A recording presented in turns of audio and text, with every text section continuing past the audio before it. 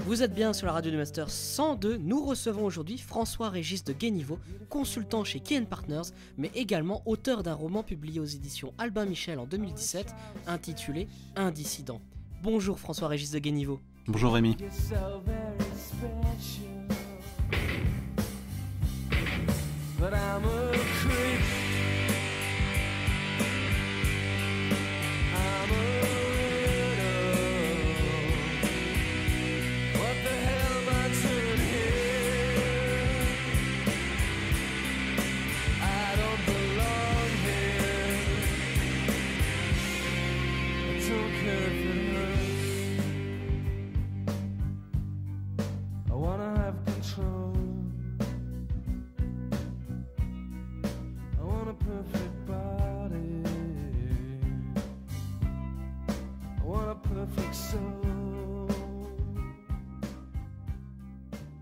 Je me fiche d'être blessé, je veux le contrôle, je veux un corps parfait, je veux une âme parfaite.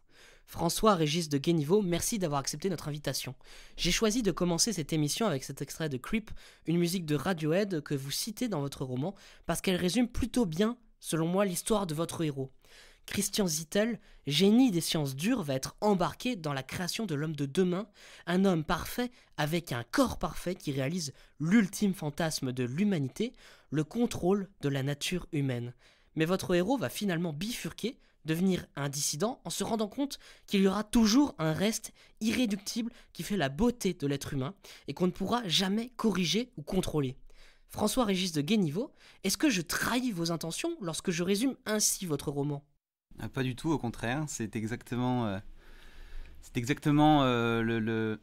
je pense l'intérêt d'avoir mis cette chanson dans ce texte-là. J'avais l'impression, alors je suis tombé dessus un peu presque par hasard, c'est-à-dire que je connaissais bien Radiohead, c'est un de mes groupes préférés depuis tout petit, mais c'est en réécoutant les paroles et en faisant bien attention au sens de ces paroles que je me suis rendu compte à quel point ça pouvait être l'incarnation effectivement de l'histoire de Christian Zittel. Et je trouve que dans la citation que vous venez de citer, il y a déjà toutes les grandes lignes de ce roman. Ça part du corps, évidemment, et la tentation transhumaniste de modeler un corps parfait, mais ça parle également de l'âme. Est-ce que quand on essaye de tendre vers la perfection matérielle, vers la perfection de la chair, on peut se permettre de sauver l'âme ou pas? Et je pense que c'est une grande question à laquelle Christian essaye de répondre tout au long du roman. Un autre thème sous-jacent mais très important dans votre roman, c'est l'articulation du conseil et de la recherche. Plusieurs fois dans votre livre, vous semblez nous montrer que finalement, ces deux domaines sont irréconciliables. Je vous cite. Séparés par un océan, ils avaient discuté rapidement, André avait changé, il avait quitté la recherche pour un obscur cabinet de conseil à Dubaï.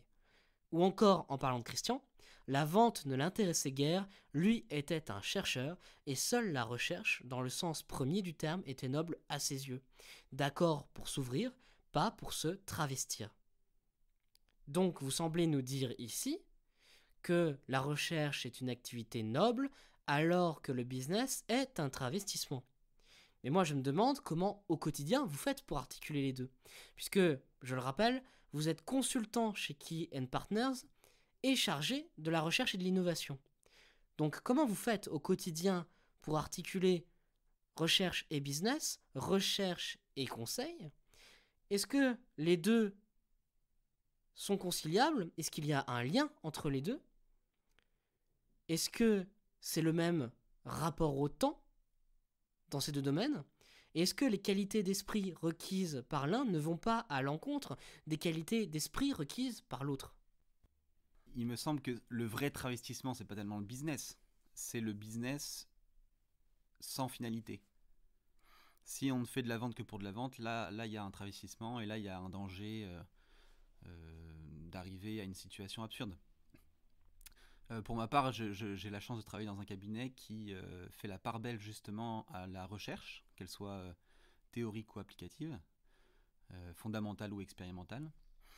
Et on fait toujours bien attention, quand on accompagne notamment les dirigeants, d'associer à la pratique du conseil, donc comment est-ce qu'on va transformer l'entreprise, on fait toujours bien attention à compléter cette pratique du conseil avec les apports théoriques d'intellectuels, de penseurs. Je pense notamment à François Julien, je pense à Edgar Morin, je pense à Jean-Christian Fauvet. Ce sont des figures qui ont traité de près ou de loin la question de l'entreprise, la question du temps, pour répondre à l'une de vos questions. François Julien parle de la transformation silencieuse. Et il essaye de penser l'écart entre la pensée occidentale et la pensée chinoise, en montrant que dans nos modèles d'entreprise occidentaux, eh bien peut-être qu'on raisonne par grands sauts héroïques, par court terme, par tentation de vouloir tout résoudre dans l'immédiat, là où la stratégie chinoise, la pensée même dont parle François Julien, c'est une pensée qui ressemble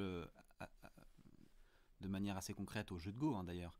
C'est une pensée qui agit par le silence et qui essaie de transformer dans le silence. Et donc, c'est une pensée qui s'inscrit dans le temps long.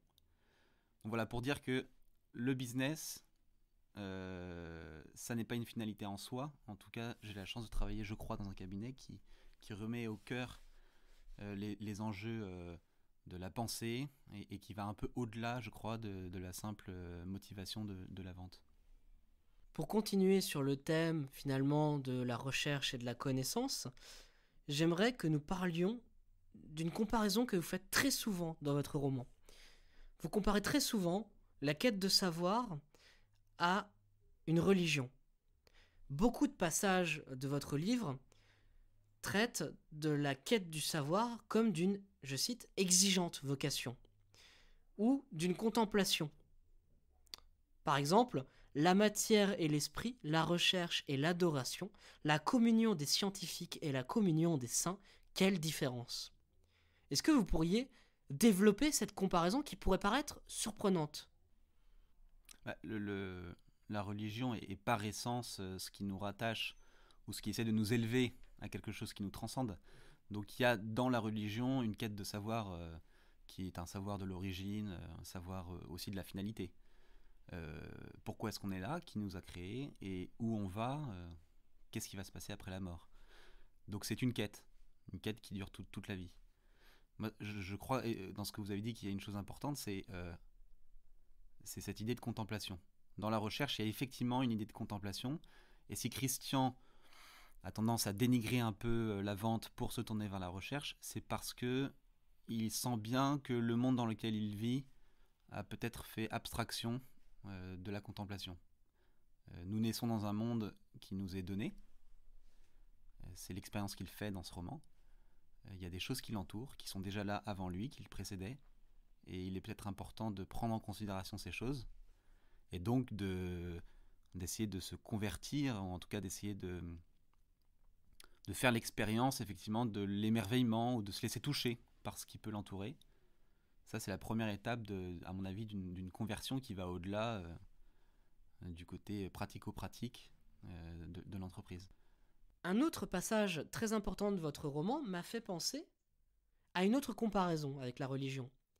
C'est quand Christian et son oncle, le directeur de Transca pour qui il travaille, vont aller prêcher le transhumanisme auprès des investisseurs, vont les convaincre que finalement investir dans leur société, c'est une affaire juteuse.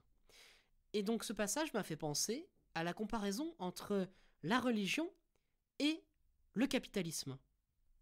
Et donc à un texte en particulier, un texte de Walter Benjamin intitulé « Le capitalisme comme religion ». Je cite « Dans le capitalisme, il faut voir une religion, c'est-à-dire que le capitalisme sert essentiellement à l'apaisement des mêmes soucis, souffrances et inquiétudes auxquelles les dites religions apportaient jadis une réponse. » Pour moi, quand Christian et son oncle vont aller chercher des investissements pour leur firme, ils vont être comme des missionnaires qui vont tenter de convertir des investisseurs, convertir des futurs croyants dans le transhumanisme.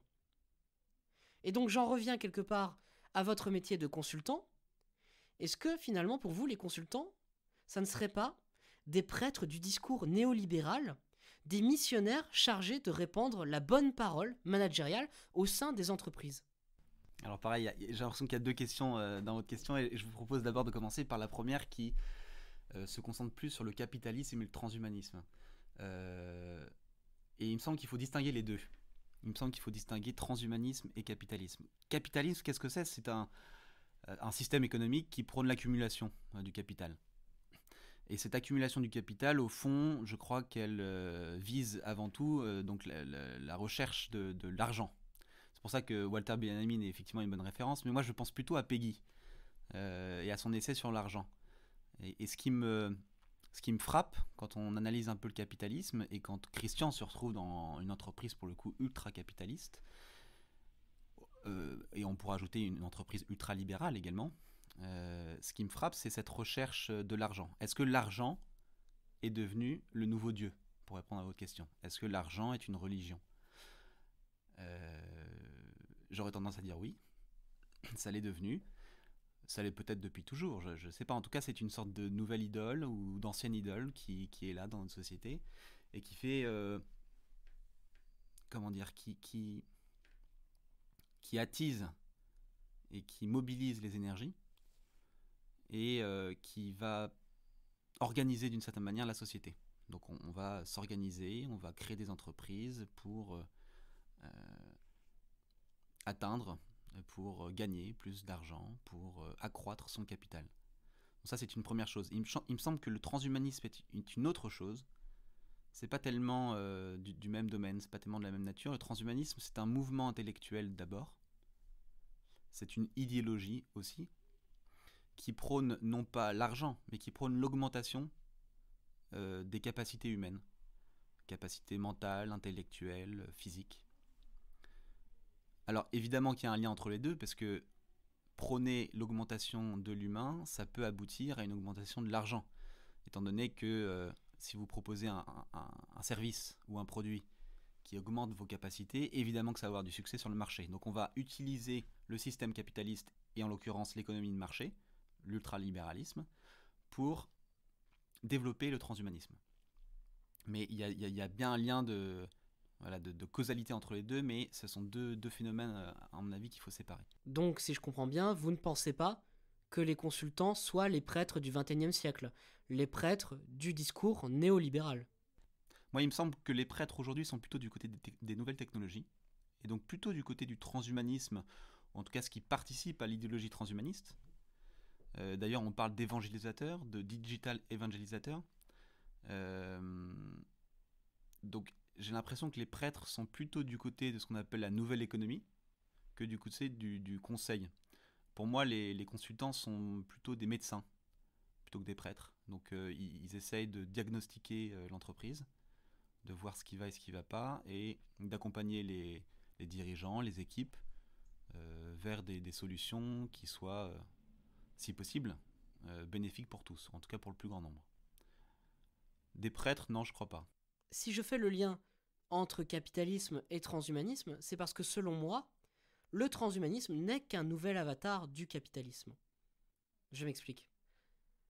Selon moi, le transhumanisme ne fait qu'une chose. Il provoque une extension du domaine de la lutte, pour reprendre les mots de Houellebecq, une lutte qui est celle du capitalisme, une lutte qui est celle de la concurrence des uns et des autres. Et donc pour moi, transhumanisme et capitalisme, c'est presque la même chose. Je crois que c'est plus que ça. Je crois que le transhumanisme participe à l'extension du domaine de la lutte, parce qu'il nous fait entrer dans un monde où chacun est en concurrence contre les autres pour s'augmenter. Très bien, mais c'est plus que ça, c'est plus l'avatar de la modernité plutôt que le capitalisme. Le capitalisme, c'est un modèle, un système économique et social, et d'abord économique, et qui a des conséquences sociales. Là où le transhumanisme est une idéologie, c'est-à-dire une façon de voir le monde. J'ai l'impression que ça englobe plus de choses. Il y a dans le transhumanisme l'idée de perfectibilité humaine, de progrès infini. Il y a dans le transhumanisme, c'est pour ça que je parle d'avatar de la modernité, c'est parce que il y a dans le transhumanisme la volonté, si vous voulez, cette idée que l'homme va pouvoir se sauver lui-même. Et que par ailleurs, le monde peut être modélisé, le monde peut être démontré et démonté par des formules mathématiques. Ce que la modernité, pour l'instant, a voulu nous faire croire. Je parle de modernité au sens cartésien, c'est-à-dire peut-on réduire le réel à une série de formules? Est-ce qu'on peut réduire le réel à de la matière? Est-ce qu'on peut réduire l'expérience qu'on fait de la vie à des nombres et des indicateurs? Le transhumanisme, d'une certaine manière, c'est l'avatar de la modernité parce que il nous fait croire que l'augmentation d'un homme se réduit à une question uniquement physique que l'on peut mesurer par des indicateurs. Donc il y a bien un lien entre modernité et transhumanisme. Après, est-ce que le transhumanisme est le fer de lance du capitalisme? Ça oui. Je pense d'ailleurs que les entreprises qui sont les premières à promouvoir le mouvement du transhumanisme sont les plus capitalistes du marché aujourd'hui. J'aimerais qu'on en finisse avec cette comparaison entre la religion et le capitalisme en évoquant le digital. Christian, dans le roman, est au tournant transhumaniste de la société. Nous, citoyens du XXIe siècle, nos auditeurs, nous sommes au tournant du digital, à la transformation digitale comme on dit. Mais j'aimerais vous demander, est-ce que pour vous, le digital, ça ne serait pas finalement qu'une sorte de formule magique, une incantation dite par les consultants pour remédier au ralentissement de la croissance, à l'essoufflement de notre modèle économique.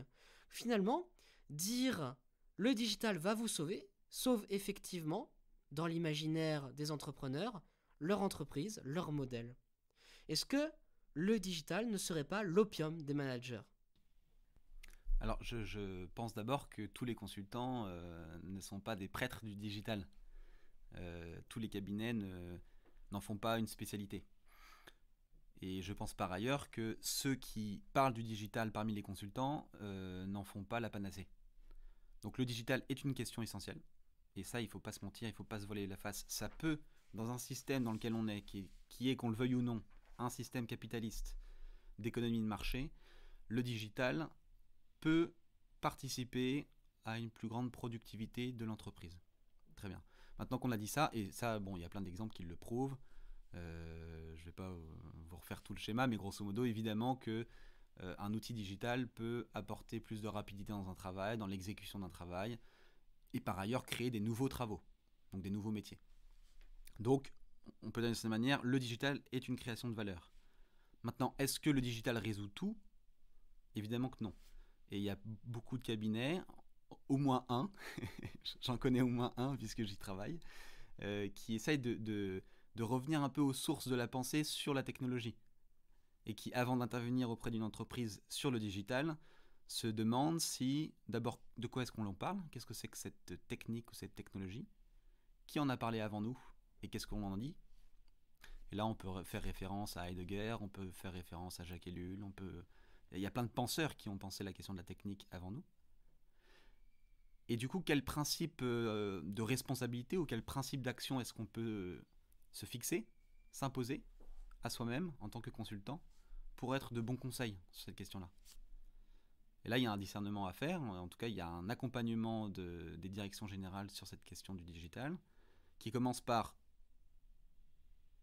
d'abord quelle place vous voulez donner à la technologie. Et c'est une question, à mon avis, majeure que tout le monde devrait se poser. Quelle place vous voulez donner à la technologie? Ça veut dire quelle place vous voulez donner à la technique dans la vie? Quelle place ça a? Et du coup, quelle vision de la vie vous avez?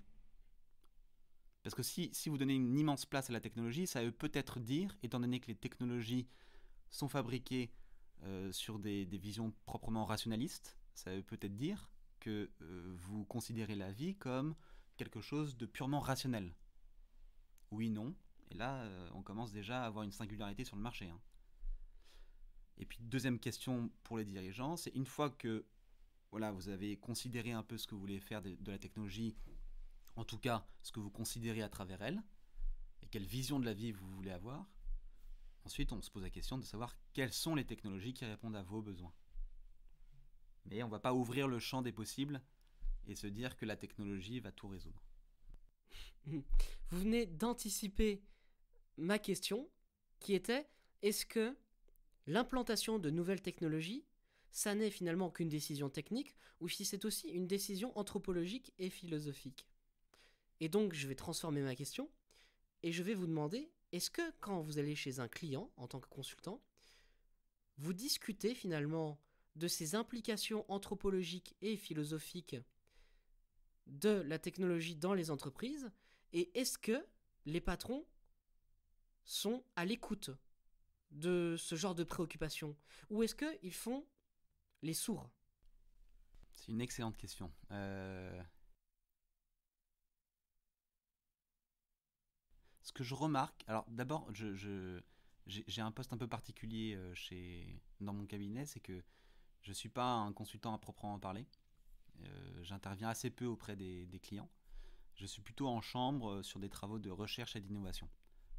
Donc j'ai la chance de pouvoir lire, faire des synthèses d'ouvrages et essayer de construire à partir des textes philosophiques, sociologiques, économiques, essayer de construire des approches pour les dirigeants qui vont nous permettre de résoudre un certain nombre de problèmes dans leurs entreprises. Ce que je constate moi dans les quelques discussions que j'ai pu avoir ici ou là, c'est qu'en fait, d'une manière générale, les dirigeants et les salariés ont soif d'idées, ont soif de réflexion.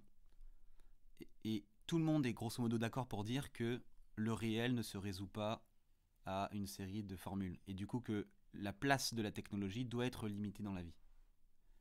Tout le monde est d'accord pour dire ça. Mais il y a une dichotomie, ou en tout cas une sorte de schizophrénie qui s'opère, évidemment, parce qu'on est tous d'accord pour dire ça, et pourtant, on voit que les entreprises et les inflexions stratégiques qui sont données aux entreprises vont plutôt vers le tout technologique.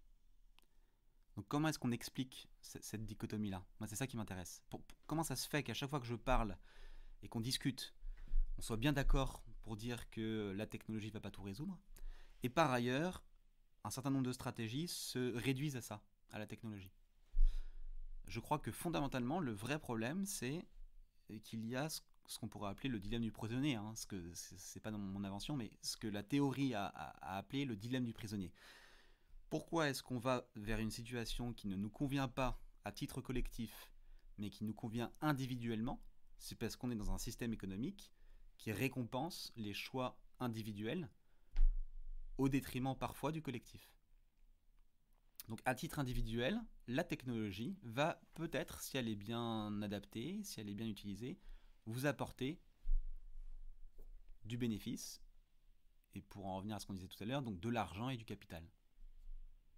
Mais à titre collectif, ça peut vous mener aux pires situations, parce qu'en fait on ne sait pas ce que le voisin va faire, et donc par crainte d'un mauvais choix de sa part, eh ben on va vouloir prendre les devants, et donc adapter un maximum de technologie pour pas être mis à l'écart. J'aimerais qu'on en revienne à votre roman, et plus particulièrement au parcours de Christian. Puisque finalement, votre livre, c'est un Bildungsroman, c'est un roman d'apprentissage.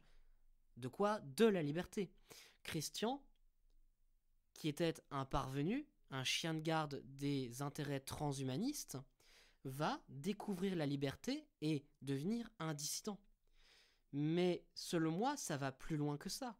Il va apprendre à dire non à son oncle. Il va apprendre à dire non à la concurrence, à cette société où gouverne le marché. Il va véritablement se rebeller.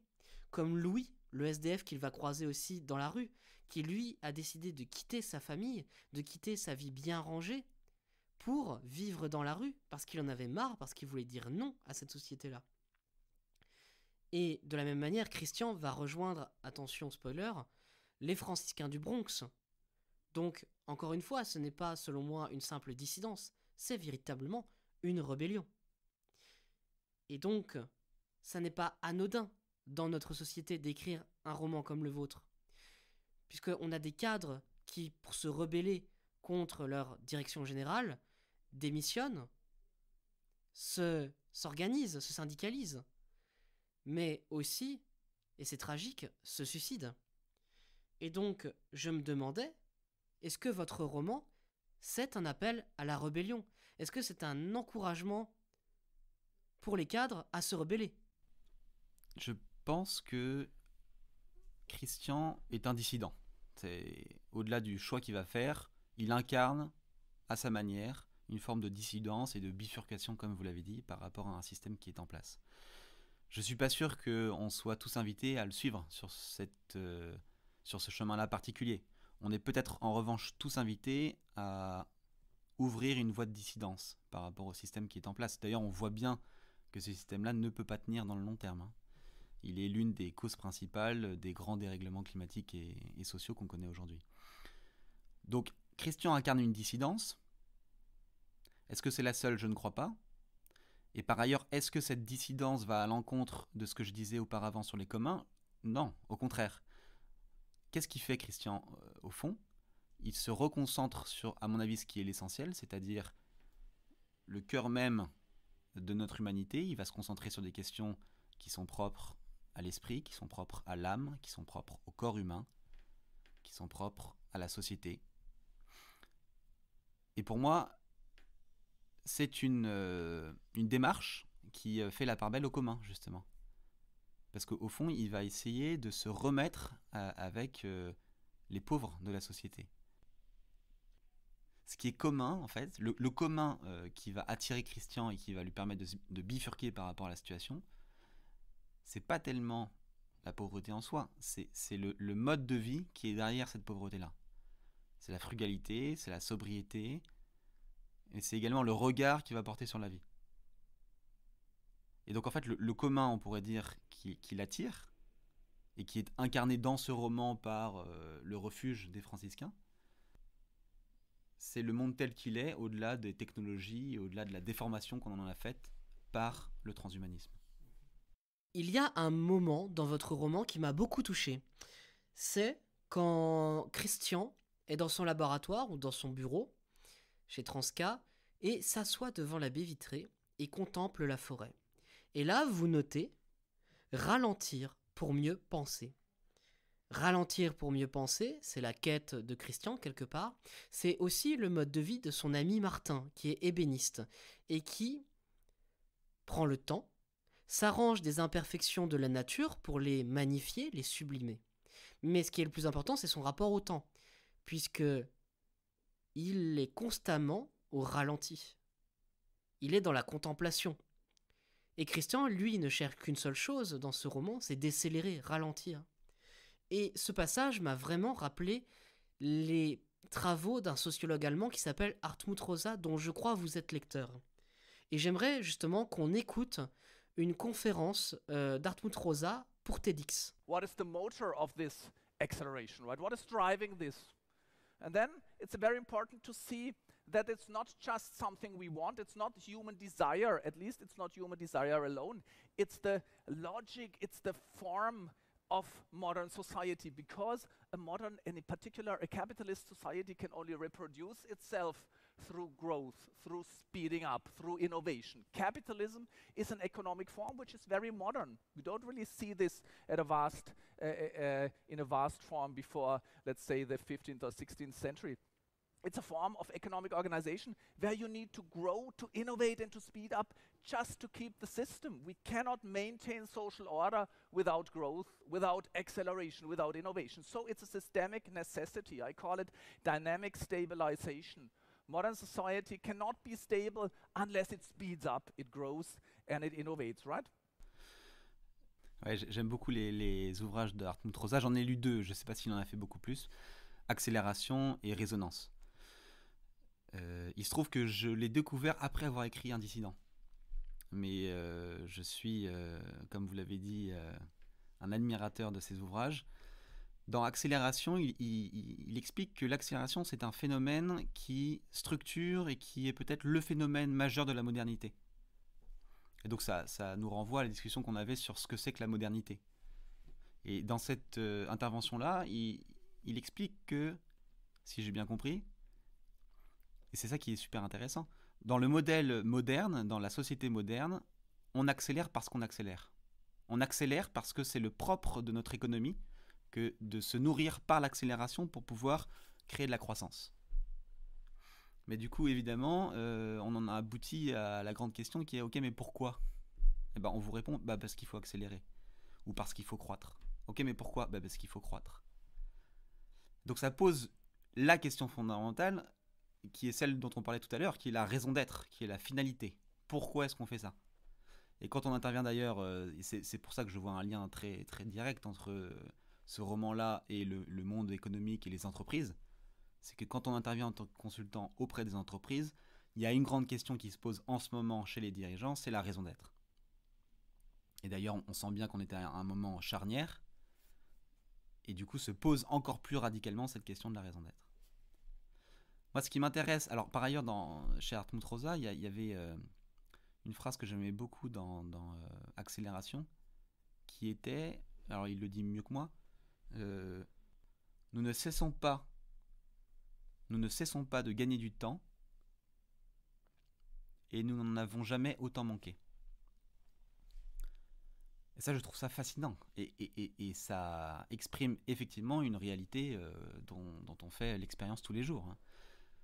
On a un téléphone portable qui nous permet par exemple d'envoyer plus rapidement des messages ou d'arriver plus rapidement à un point B en partant du point A parce qu'il va nous guider et on n'aura plus besoin de rechercher, de fouiller dans ses cartes.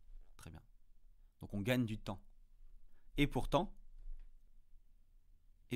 à chaque fois qu'on va gagner du temps, on va essayer de dépenser ce temps gagné dans autre chose, au lieu de nous reposer et au lieu peut-être de faire une autre expérience qui échappe à l'activité et à l'agitation.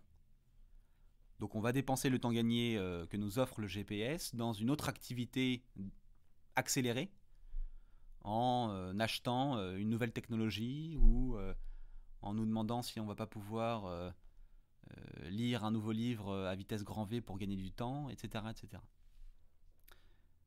Et au fond, la question que pose Hartmut Rosa, me semble-t-il, dans Accélération, c'est la question de qu'est-ce qu'on ferait et qu'est-ce qu'il serait bon de faire lorsque nous gagnons du temps. Et la réponse, il l'apporte dans l'autre ouvrage, qui est Résonance. Nous avons l'occasion de gagner du temps aujourd'hui. Les technologies sur ce plan-là, peut-être, sont une béquille ou sont une aide. Très bien. Mais nous les utilisons mal parce que une fois que nous les avons utilisées, nous en profitons pas tellement. Le concept de résonance chez Hartmut Rosa, il l'explique très bien dans le deuxième ouvrage. Ça n'est pas tellement une réponse face à l'accélération, ça n'est pas tellement une invitation à la lenteur. On pourrait dire, face à l'accélération, il faut ralentir. Ça suffit pas de dire ça. Ce qui est important, c'est de se reconnecter au monde qui nous entoure. D'où cet ouvrage qui est fondé sur l'expérience et peut-être la plus grande intensité de la vie pour essayer de trouver un sens à notre vie. Voilà ce que m'inspire l'intervention d'Hartmut Rosa. Et puis par ailleurs, quel lien je fais avec le livre ? C'est tout bête. D'ailleurs, Christian se pose cette question-là, comme vous l'avez dit, au moment où il commence à contempler la forêt. Donc c'est la contemplation, encore une fois, ou l'émerveillement, qui va lui permettre de se reconnecter avec ce qui l'entoure, mais qui va permettre également de créer une émergence, puisqu'il va avoir des nouvelles idées à ce moment-là. Et c'est le début de sa bifurcation. Donc il va ralentir, mais il va surtout être en résonance avec le monde extérieur. Nous allons justement commencer à décélérer en posant une dernière question qui est pourtant la plus fondamentale peut-être. Et j'aimerais que l'on réfléchisse à partir d'une citation d'Antoine Aimaz, un poète contemporain qui est mort très récemment. Tous les poèmes aujourd'hui disent non à un monde qui stérilise l'espace du dedans et qui réduit les individus à leur rôle socio-économique. J'avais envoyé un message à Antoine Aimaz pour lui demander d'expliciter cette note qui m'intéressait beaucoup. Et il m'avait répondu « Je crois qu'on peut considérer que la poésie, et je ne fais pas de différence ici entre lire ou écrire de la poésie, est une forme d'engagement, de résistance, politique oui, face à la stérilisation et l'uniformisation insidieuse de la vie intérieure. Cette part de mémoire et d'imaginaire propre à chacun qui est la base de toute création, mais qui demande pour se maintenir et se développer du temps, de la vacance pour la méditation, la rêverie, la contemplation, la pensée. » François Régis, j'aimerais vous poser une question. Comment vous articulez littérature et conseil ? Comment l'un ressource l'autre peut-être, ou ne ressource pas l'autre ? Merci beaucoup pour cette question qui est à mon avis effectivement fondamentale, qui est la plus importante. Alors j'aime beaucoup ce que dit Antoine Aimaz, même si je ne suis pas un lecteur d'Antoine Aimaz. je crois que ce qu'il dit à propos de la poésie, on pourrait dire exactement la même chose à propos du roman. Et il y a un auteur pour ça qui, me semble-t-il, est extrêmement éclairant et inspirant, c'est Milan Kundera, qui a écrit un très bel ouvrage qui s'appelle L'art du roman, qui en a écrit un autre qui s'appelle La lenteur. Mais dans l'art du roman, il dit une chose fondamentale dès les premières pages. Il essaye de comprendre pourquoi l'Europe est en crise. Il reprend un certain nombre de conférences de Husserl au moment de la crise de l'Europe dans les années 20 et les années 30. Années 20, pour être exact. Et il explique qu'au fond, les Européens, le monde occidental en général, est en crise parce que nous avons donné trop d'importance à la figure cartésienne, au côté matérialiste, rationaliste, etc. Et il dit, et pourtant, on a en Europe un trésor inimaginable qui s'appelle Cervantes, qui est le précurseur, l'un des pionniers de l'art du roman, justement. Qu'est-ce que c'est que le roman, dit Kundera, du coup. À partir de cette page-là, il dit, très bien, on a Cervantes, et en quoi Cervantes pourrait nous permettre de résoudre la crise que nous traversons, qui est une crise existentielle. Il dit, au fond, les sciences et la figure de Descartes nous a fait oublier l'être profond. Et pourquoi est-ce que nous traversons cette crise ? C'est parce que nous perdons notre être profond. Nous ne savons plus qui nous sommes, nous ne savons plus où nous allons. Et dans l'art du roman, dans le roman en général, dans la littérature, il y a justement la grande question de la littérature, c'est justement l'être profond. Qu'est-ce que c'est qu'un héros ? Qu'est-ce que c'est qu'un personnage ? Qu'est-ce que c'est que vivre ? Qu'est-ce que c'est qu'exister ? Qu'est-ce que c'est qu'être en interaction avec les autres ? Ça, les romans, le roman, en parle à chaque fois, à chaque page. Et donc pour moi, une façon d'essayer de connecter mon amour de la littérature avec mon attachement au monde de l'entreprise, parce que c'est quand même, qu'on le veuille ou non, un lieu de vie, ce qui me permet de connecter les deux, c'est évidemment cette recherche de l'être profond.